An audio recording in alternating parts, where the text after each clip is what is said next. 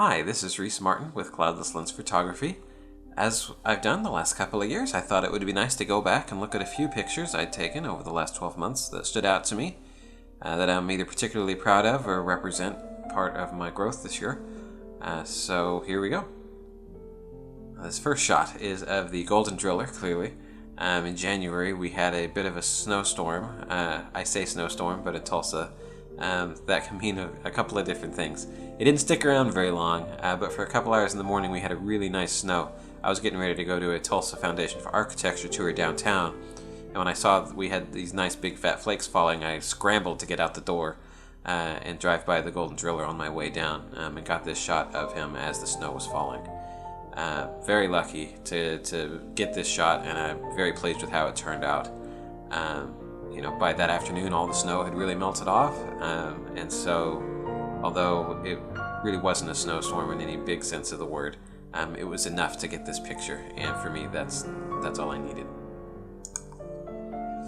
This next shot is a candid picture of my friend Scott in Chicago. He works for Chirp Radio, which is from Chicago's North Center neighborhood.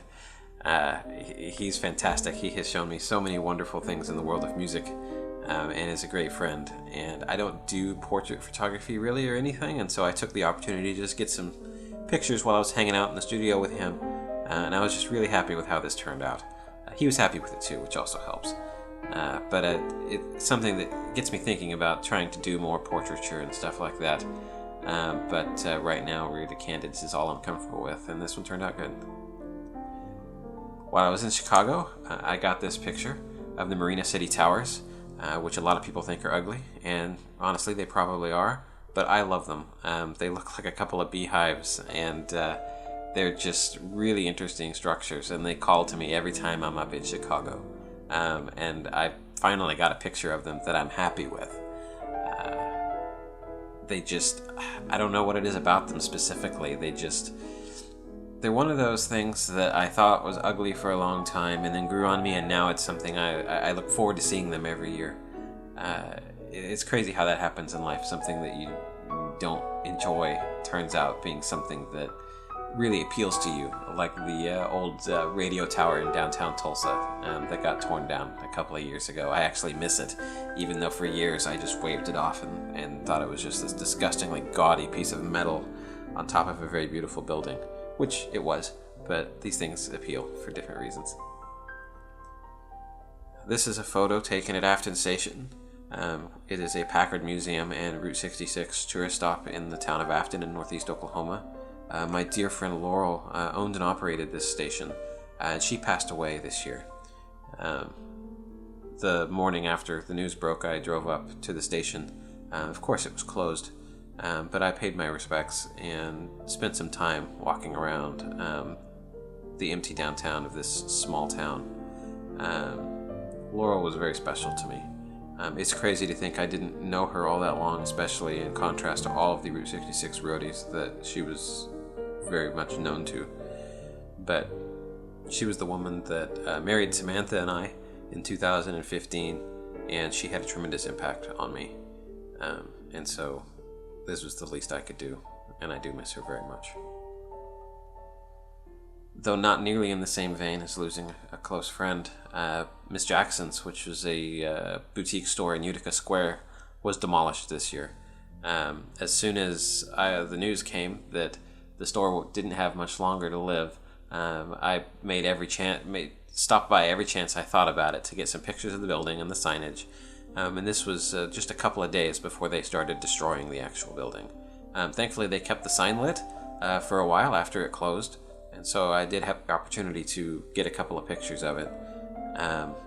But it's so important. If anybody's listening to this that is an aspiring photographer, or there are things that appeal to you, capture them now, because you never know when they'll be gone. One of my road trips this year took me down to the city of Norman, a place I have not spent a ton of time, but I just absolutely love the fact that even though they're, a big college town, University of Oklahoma is there, they're very close to Oklahoma City, they still have that quaint downtown Oklahoma architecture. Here, what we have in addition to that little downtown familiar sight that you see with all the old brick buildings is this amazing mural by Rick Sennett on the back. It's a red-tailed hawk with just some beautiful colors. I love Rick's murals, and they're scattered all around the state. And this may be my favorite. I like his design in El Reno a bit better, but man, it's just so hard to see this and not get lost in the context. It's just really wonderful. That was a really nice trip. Now this is in Guthrie, Oklahoma. I've been to Guthrie many, many times, but it wasn't until this year that I discovered that the bridge, the Noble Avenue Bridge, is a double-decker. There's another deck right below it, and I've driven over this bridge over a dozen times. When I found out that next weekend, I drove down to Guthrie, and sure enough, there it was. Two lanes right on top of each other. It was really nice to find something new in a place that I felt I was very familiar with, especially something that appeals to the things that I like, is old bridges, and the railroad runs right by here, so I got to watch the train go by a couple of times as I was taking pictures. And this bridge is endangered. I don't know if this will survive 2017, so I was glad to get out there and get some pictures while I could. Now, the Lincoln County Express, this child-sized locomotive along Route 66 near Stroud, is another place that I stop by and take pictures whenever I can. I stopped by just as the flowers were starting to come out and got this picture, which is a nice juxtaposition. That's one of my favorite types of pictures to take, is when you can get something old and something new in the same picture. The old locomotive is just as rundown and rusty as it always has been. Unfortunately, restoral plans have not come through for it, but it's nice to just stop and, in a sense, pay my respects every time I drive by, and see that the world does go on. And again, this isn't always going to be here. It's either going to be restored and be different, or it's just going to go away. So it's important to always stop and make time for things in your life, because you're not always going to have that choice. Another thing that I tend to do, especially the springtime in Oklahoma, is when I see the weather outside and it looks interesting, I just grab the camera, tell Samantha I'll be back in a little bit, and head out. We had a storm come through Tulsa in the spring, as we always do, and so I drove around downtown. It was actually just starting to sprinkle as I got this photo. Those dark clouds had a bunch of hailstones in them, and so I didn't even make it back to the house after taking this before it started hailing on me. But it makes for a very nice, foreboding photograph with all the colors of the Blue Dome and the Mid-Continent Building and 320 Boston and the Phil Tower, which the tiles are now restored, so they really pop nicely, especially against that dark cloud cover. Love the Mustang. I try to keep it in mind when I'm out traveling. I like to get shots of it as I'm down in southern Oklahoma or way out in the Panhandle or off on Route 66 somewhere, but I don't tend to think of it very much when I'm photographing downtown Tulsa, since I'm down there so often. So this year I tried to remember to get some nice contact photos of the car while I was downtown. For those that don't know the story, the Mustang belonged to my father, and when he passed away in 2011, it became my car, and I'm just going to drive this thing till the wheels fall off. It's been an excellent companion on the roadways of Oklahoma and the U.S., and, I take pictures of it like I would take pictures of Samantha when we're out vacationing or something. It's just nice, and it takes good care of me. Speaking of vehicles, this year I discovered that my grandfather's old pickup truck, his 1950 Chevy, was still in the family. I thought when he passed away in 2002, it was just gone. My Uncle Andy, who lives up in Barnstall, has had the truck on his property. Though he has had plans to work on it and restore it, it just has sat back there ever since. And I was able to get back there and get some pictures of it. I have so many memories of this truck, riding with Grandpa through town or wherever, and to be able to see it again, take pictures of it, though it is not nearly in any kind of drivable condition, was a treat. You never know what kind of opportunities will pop up, and I was so happy to see this truck again. Talked to Uncle Andy. I took my mother with me, so we got to talk about it a bit, and it was just really wonderful to see this old truck again. This was an unexpected, I say treat, but that's really the wrong word. This is all that remains of a World War II prisoner of war camp, not too far outside of Amarillo, kind of down near Hereford, Texas, that held Italian prisoners of war. You can see there on the right the little Italian flag, and on the left the American flag. This is the chapel. Everything else is gone. All around here is farmland. You can even see a silo in the distance. It's on a dirt road in the middle of nowhere. It's not even really signed, so without the guidance of some friends of mine, I would have never found this. And it was just a really somber, very important site that talked about a side of World War II that people don't talk about very much. And to see it out there on the flat Texas Panhandle landscape was very interesting. And I did enjoy getting to experience some of that history, as difficult as it was. This year was also the first time that I got to experience the Oklahoma Panhandle. That same trip that I took out to the Amarillo area, I went north and then took the Panhandle on my way home. I've seen pictures of welcome signs to Oklahoma like this, but I've never found one of these actual signs until I came across this one up in the Panhandle. Very flat land. The landscape up there was very different than anywhere else I'd been in the state. And it's interesting how that happens, where Oklahoma, of course, being from Tulsa, I'm used to the grassland here, and then the year before last, getting to go down to southwest Oklahoma, you get a lot of rocky landscape, and then you get to the Panhandle and everything is just completely flat and desolate. Not completely desolate, but in comparison, it's amazing all the different landscapes we have in my home state. This is the Boots Court in Carthage, Missouri. They had a big neon lighting, I say festival, it wasn't a festival, it was an event, where they had refurbished all the neon around the motel and had a big celebration to turn it back on.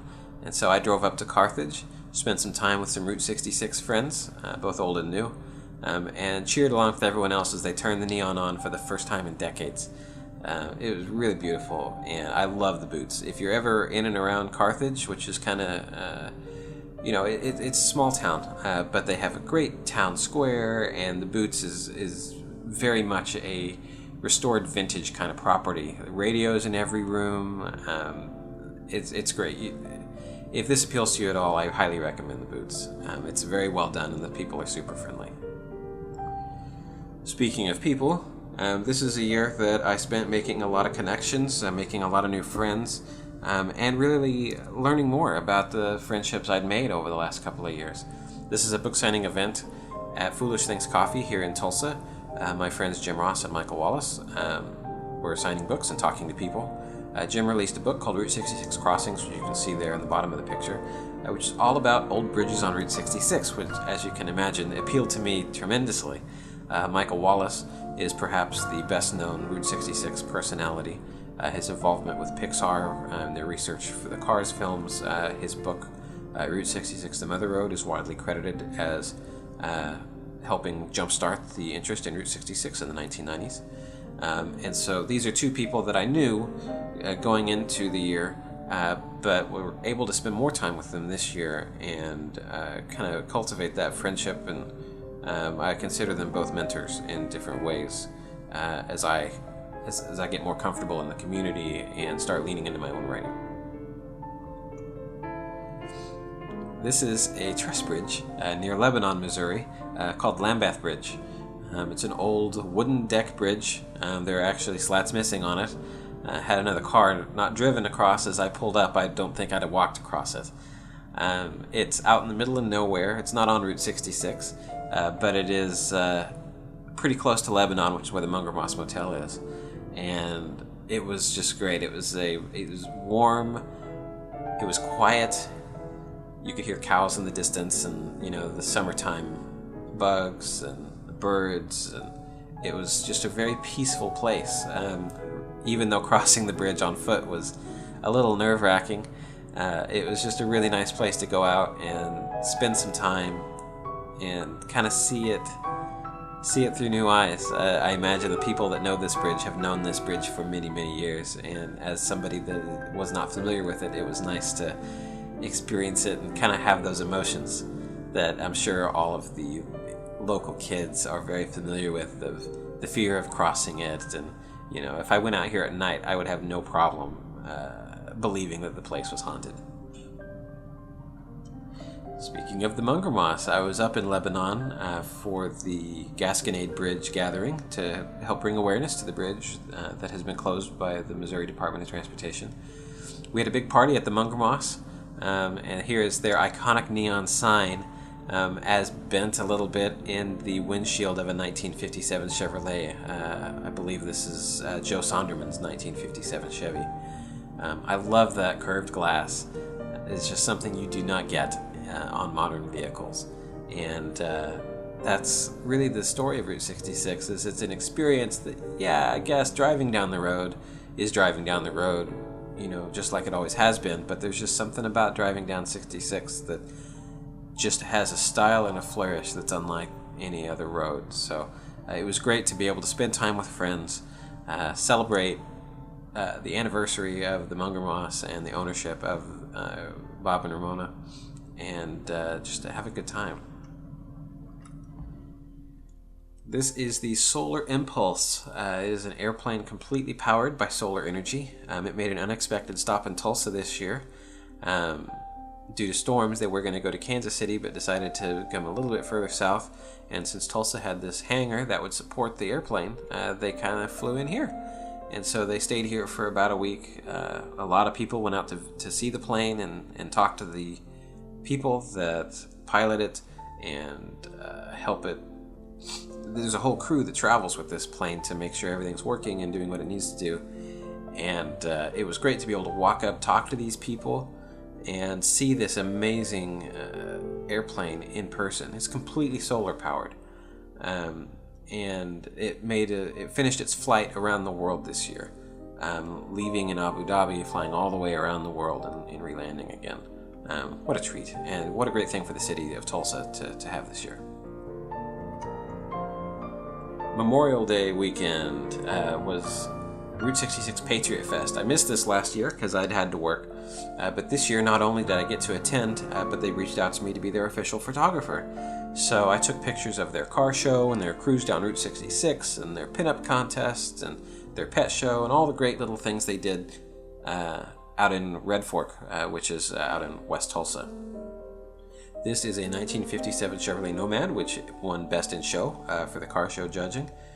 And boy, it is a beautiful car.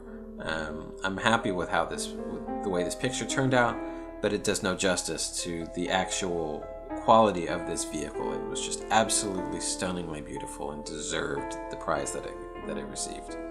So not only was this just a great time, but being able to represent the Patriot Fest in an official capacity as a photographer was a real treat for me and a milestone. Something I hope I'm able to continue to do in various ways. Eddie's Steakhouse closed their doors this year here in Tulsa. As many times as I tried to drive by and get pictures of their neon sign, it was never lit when I drove by. So I reached out to the owners, let them know that, hey, the steakhouse is closing. I've never been able to get a picture of the sign. If it works, I would love to work out something so that I can come by and get some pictures of it. And so this was actually taken after the steakhouse closed, but one of the owners came up, turned it on for me, and let me get some pictures. As an added bonus, I was treated to a stunning sunset with which to use in my photography, and it was just really nice to be given that opportunity. Somebody you don't know me from Adam, and to come up and let me capture this before it moves. Thankfully, the sign was saved by the Stokely Event Center. It is now at their facility here in Tulsa. I have not seen it lit there yet, but they have quite a collection of neon, and I am glad that although it's not possible to take this picture again, people can still see and appreciate this sign since it has been saved. I love the Mayo. Such a beautiful building. When it was built, it was the tallest building in Oklahoma. I have a lot of pictures of the Mayo from over the years. This was taken this year at the top of the town in the summer. So this was from the deck of the middle deck of the Mid-Continent Tower. such beautiful construction. And you know, I've shared pictures of the Mayo before. I'm pretty sure I've had pictures on my annual retrospectives before. But this is one that just processed really nicely. I decided that even though it was a color picture, I wanted a black and white picture of the Mayo. And you can see all the details here on the bricks and the windows and everything. I'm very happy with it, and it's just a beautiful building. We have so many little gems like this throughout the city. I'm glad that I appreciate them now. Here we are, downtown Tulsa. This is the golden hour, quite literally. As the sun was setting on this evening, all the clouds lit up in this very beautiful golden light. Another situation where I looked out the window, saw what the sky was doing, grabbed my camera, and ran out the door. Got a couple of pictures this evening, but this one was my favorite. Looking down Boston Avenue, you get this iconic shot of the Tulsa skyline with churches and copper roofs and the BOK Tower.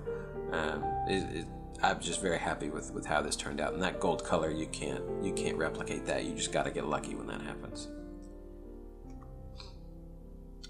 Another stormy afternoon in Tulsa. As we had a storm roll through, it was clearing up as the sun was setting, and so you have this really nice texture on the clouds. You can see the blue sky there at the very bottom as the clouds were starting to break up.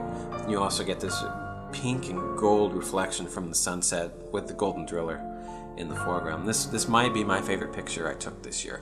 It's hard to pick an absolute favorite, but this one just turned out so wonderfully. And again, it's something that you just have to be in the right place at the right time. Thankfully, I live close to this guy, so when something like this happens, I just run over as quick as I can while I still have light. This year was also the final year for the Charcoal Oven down in Oklahoma City. It's a classic burger joint down there off of Northwest Expressway. When I went down, they still had about a week to go. Though I had taken pictures of the neon, I'd never taken pictures of it lit up. I actually ended up meeting up with friends from around the state and in Texas that had come up to take pictures in the same evening. Though it had been kind of overcast during the day, the clouds started to break again. Just right place, right time. Was able to get some really nice shots of this neon as night fell. Have a great roadside burger with some friends of mine, and just celebrate the passing of an icon.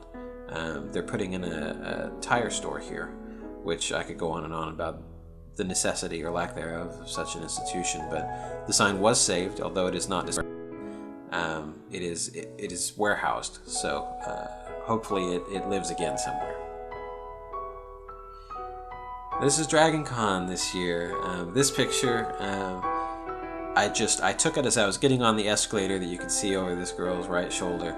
She's cosplaying Arya Stark from Game of Thrones, and she is picture perfect for the actress that plays Arya. And the contacts she's wearing to simulate blindness, and her mannerisms were perfect. Like, it was just, I took the picture as I was walking, and then as I was on the escalator, I was like, oh, holy smokes, this woman was absolutely perfect. Got on a separate escalator to come back up so that I could talk to her mom. She was not very talkative. She did not break character, though I could see her smile occasionally as people walked by and emoted the same way I did on the escalator, with shock and awe at the accuracy of her cosplay. But I had a good conversation with her parents, which were standing right next to her, and how, even though this girl is a little young to watch Game of Thrones, she doesn't watch the show, she knows the context, and boy, she just nailed it. I love this kind of thing, when people cosplay like the perfect character and they just embody it. It is stunning. I ended up sharing this on social media, and it got quite a few shares on it. I was not the only one that was so impressed. This is my good friend Kristen Huey. I met Kristen and her husband Bruce at Dragon Con in 2011, and they've become very good friends. It's been great to watch Kristen. That was the first show, the first convention she went to. And over the last few years, she has really grown in the cosplay community and has become quite a premier name when it comes to professional cosplayers. In fact, it's been to the point where she hasn't been able to make it to Dragon Con the last couple of years due to various events and other things that she was doing. This year, her and Bruce flew in for a night. I got to hang out with them as they walked the floor, and she's cosplaying as Kitty Katarina from League of Legends. It's a video game I don't have any exposure to, but after doing some research, this is quite an accurate representation of that character. It's really great to watch friends be successful and kind of grow in something that they're very passionate about. This picture, I'm not just sharing it because it's my friend, but if you've ever been to Dragon Con or a big convention like this, especially, this is in a hotel lobby, lighting's not the best. And I really was happy with how I was able to capture the light in this one. It was kind of a dim picture. You just kind of do the best you can out there on the floor. A lot of people walk around with huge shoulder rigs with all kinds of lights and accessories and things to get the shot that they want. I just walk around with my camera and hope that things turn out for the best. This one turned out really great. Very proud of her and Bruce, and very hopeful that I get to spend some more time with them this year. For my 1-year wedding anniversary, I drove out west. I took Samantha to see the Grand Canyon at Monument Valley, and we took bits of Route 66 through New Mexico and Arizona. This is at the Blue Swallow, which is where as we entered New Mexico. Been by the Blue Swallow many times, very familiar with their neon sign and with the Muellers, the folks that own it. But this was the first time I had the opportunity to stay there. I took this right as the sun was coming up. The neon was on, I was enjoying my morning coffee, and it was one of the most photographed signs on the entire route. And the depth of field that my camera gives me stuns me. I just love the way pictures turn out on this thing. So this represents a lot. It represents my anniversary, it represents Route 66 and neon, but also just a damn fine cup of coffee. On that same trip, we had stayed at La Posada, which is in Winslow, Arizona. I woke up very early on the morning of our wedding anniversary, so this would be October 10th, and drove out. I let Sam sleep in, and so I drove out to the Chevelon Canyon Bridge, which is one of my favorite bridges in the entire country. It's just a beautiful metal bridge over a canyon that's gorgeous. As I was driving down this rural Arizona dirt road, the clouds started to light up as the sun was reaching the horizon, and this struck me as it very much emulated the Arizona state flag. And so I pulled over, took a picture, and just enjoyed the cool morning air before I proceeded on to the bridge, which was wonderful. And aside from sharing another picture of the bridge, this picture spoke to me a bit more. It was very much unplanned, and boy, what a beautiful morning. Monument Valley, my favorite place on earth. Also, as a part of our anniversary trip, I booked a night at The View, which is the only hotel at Monument Valley, with just a stunning view of the landscape. I left my camera on a tripod on the balcony and woke up every couple of hours. I didn't have an alarm or anything. I just woke up because I was so dang excited. Went out and took pictures of the stars and the sky and the landscape. Though not as clear as I would have liked. I still don't quite know what I'm doing when it comes to night photography or things like that. I think this really represents what the starfield looked like to me standing there myself. And so it just was such a magical experience. It's such a cliche word to use, but it was stunning. I loved being able to walk out anytime I wanted to, look at this landscape, and really just appreciate the beauty of this place. And it was still warm enough that I could do that and leave my camera out so that I could get several shots like this. But this one was my favorite. After coming back home in October, I took a day of vacation simply to chase this train across the state. This is the Union Pacific 844. It is the last steam locomotive delivered to the Union Pacific Railroad in the 1940s. And they take it out every once in a while for, I guess you could call them goodwill tours, just to a lot of people like trains. And my friend Nick and I hopped in the car on this day and drove down to Sallisaw. This is one of the first pictures I took, though I took hundreds that day as we followed the train through northeast Oklahoma up to Coffeyville, Kansas. The morning light, the steam coming out of the train, the trees, the vantage point, everything. It just turned out to be my favorite picture of the day. And what an adventure that was. You'd had dozens of people at railroad crossings all up this rail line, where people had researched and figured out where the train was going, what towns was it going to stop in, and to be a part of that excitement and take a day to just follow this guy through the state was a real treat. I hope I get the opportunity to do so again. The Meadow Gold sign. I love pictures of this. It's one of my favorite sites in the city of Tulsa. This year it got a bit of an upgrade. They reinstalled clocks at the top of it. Back when it was originally built near 11th and Lewis, it had clocks at the top, but at some point they went missing. And so when they rebuilt near 11th and Peoria a couple of years ago, it just had metal scaffolding at the top that blank. So they reinstalled the clocks late in 2016. And it's fantastic. It still surprises me a little when I see it because I was so used to it without the clocks. But I've seen a lot of people pulled off taking pictures of this sign since that happened. Don't know if it's their first time seeing it or if they came to take pictures of it with the clock specifically. But it looks great, and I'm so happy that this sign is essentially finally finished. This is also the year that Leon Russell passed away. Leon Russell was a famous rock musician.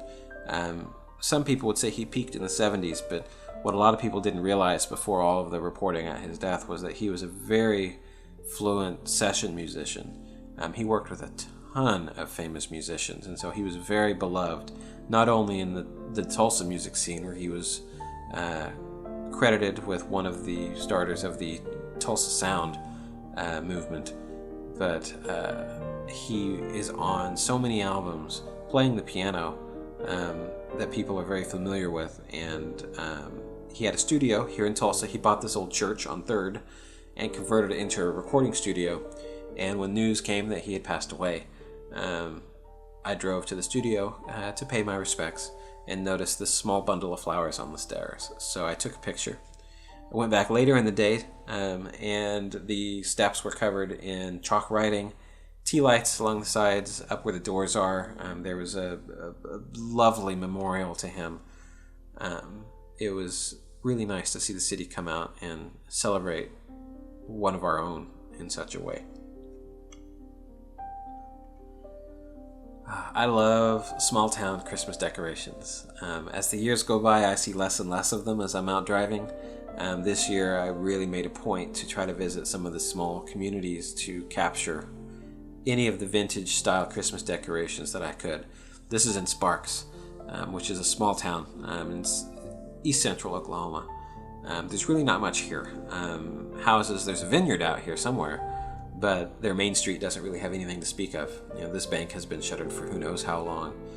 And they still have their Christmas decorations that come out every year, which is lovely to see. I love the pride of a small town. And again, this is a juxtaposition that I'm very fond of. You have this abandoned old bank sitting here on this forgotten corner in the state, and you still have this Christmas decoration that come out every year, and people will put this up with pride and say, you know what, I'm from Sparks, and we love Christmas, we love our community and each other, and that makes me happy. It's one of the things I love about this state. So that's what I have. Thank you so much for joining me and going through these pictures with me. I hope you either found some pictures you hadn't seen before, or that you have some context on some pictures that you didn't know and help you appreciate them more. Please leave a comment if there are any that you particularly liked, or if you happen to notice any this year that I took that spoke to you and I didn't include. But again, thank you so much for following my photography this year, and let's hope for an even better 2017. Cheers!